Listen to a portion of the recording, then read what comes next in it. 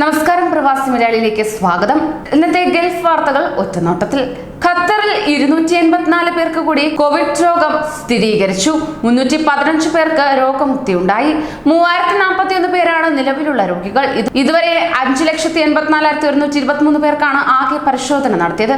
ശനിയാഴ്ച പരിശോധന നടത്തിയത് 7,001 പേർക്കാണ്. ഇതുവരെ ആകെ 1,13,531 പേർക്കാണ് രോഗം ഭേദമായത്.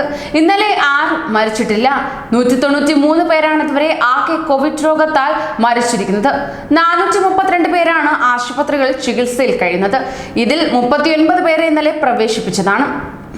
65 പേർ തീവ്രപരിചരണ വിഭാഗത്തിൽ കഴിയുന്നുണ്ട്. ഇതിൽ 4 പേരെ ഇന്നലെ പ്രവേശിപ്പിച്ചതാണ്. ബഹ്റൈനിൽ കോവിഡ് ബാധിച്ച് 2 പേർ കൂടി മരിച്ചു. 78 വയസ്സുള്ള സ്വദേശിയും 50 വയസ്സുള്ള പ്രവാസിയുമാണ് മരിച്ചത്. ഇതോടെ രാജ്യത്ത് മരിച്ചവരുടെ എണ്ണം 183 ഉയർന്നു. പുതുതായി 358 പേർക്ക് കൂടി കോവിഡ് സ്ഥിരീകരിച്ചു. ഇവരിൽ 123 പേർ പ്രവാസികളാണ്. 230 പേർക്ക് സമ്പർക്കത്തിലൂടെയും 5 പേർക്ക് യാത്രയിലൂടെയുമാണ് രോഗം പകർന്നത്. 538 പേർ സുഖം പ്രാപിച്ചതായും ആരോഗ്യ മന്ത്രാലയം അറിയിച്ചു. ഇതോടെ രാജ്യത്ത് രോഗമുക്തി നേടിയവരുടെ എണ്ണം 45,166 ഉയർന്നു. വിദേശ രാജ്യങ്ങളിൽ നിന്ന് കുവൈറ്റിലേക്ക് പ്രവേശിക്കുന്നവർ ഹാജരാക്കേണ്ട കോവിഡ് പരിശോധനാ ഫലത്തിന്റെ കാലാവധി നീട്ടി. നേരത്തെ 72 മണിക്കൂറിനകമുള്ള പരിശോധനാ ഫലമായിരുന്നു വേണ്ടിയിരുന്നതെങ്കിൽ ഇതിന് പകരം 96 മണിക്കൂറിനിടയിലുള്ള റിസൾട്ട് മതിയാകുമെന്നാണ് പുതിയ അറിയിപ്പ്.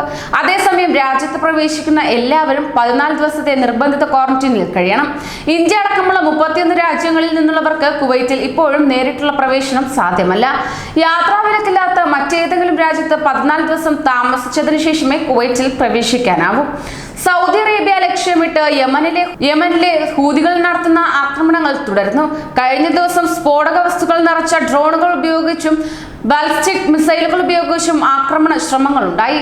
2 ആക്രമണ ശ്രമങ്ങളും വിജയകരമായി പ്രതിരോധിക്കാനായെന്ന് അറബ് സഖ്യസേന അറിയിച്ചു. ദക്ഷിണ സൗദിയിലെ പ്രദേശങ്ങൾ ലക്ഷ്യമിട്ടാണ് കഴിഞ്ഞ ദിവസം സ്ഫോടക വസ്തുക്കൾ നിറച്ച ഡ്രോണുകൾ എത്തിയത്. അതേസമയം അതിർത്തി നഗരമായ ജിസാനിലാണ് ബാലിസ്റ്റിക് മിസൈൽ ആക്രമണം ശ്രമമുണ്ടായത്.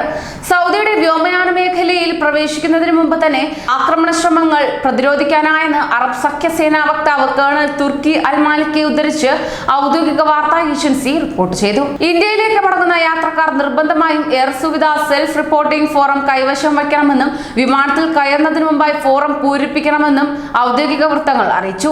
ഇന്ത്യയിൽ എത്തുന്നവർക്കായി എയർ സുവിധ ഓൺലൈൻ പോർട്ടൽ ആരംഭിച്ചതായും അധികൃതർ അറിയിച്ചു.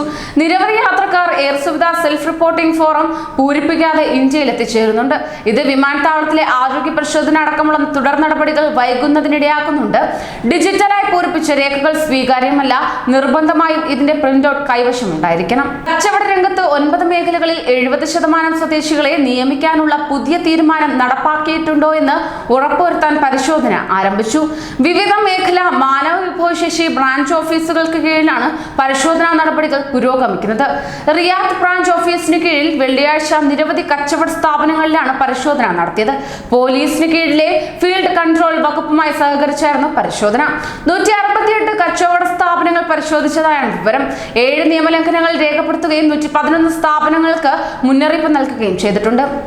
ഡേറ്റിംഗ് വെബ്സൈറ്റുകൾ വഴി നടക്കുന്ന തട്ടിപ്പുകളെ കുറിച്ച് ജാഗ്രത പാലിക്കണമെന്ന് ദുബായ് പോലീസിന്റെ മുന്നറിയിപ്പ്. ആളുകളെ കെണിയിൽ വീഴ്ത്താൻ തട്ടിപ്പുകാർ ഉപയോഗിക്കുന്ന പുതിയ രീതികളെ കുറിച്ച് ജനങ്ങൾക്ക് അവബോധം പകരാൻ വീഡിയോ ക്ലിപ്പും ദുബായ് പോലീസ് പുറത്തിറക്കിയിട്ടുണ്ട്.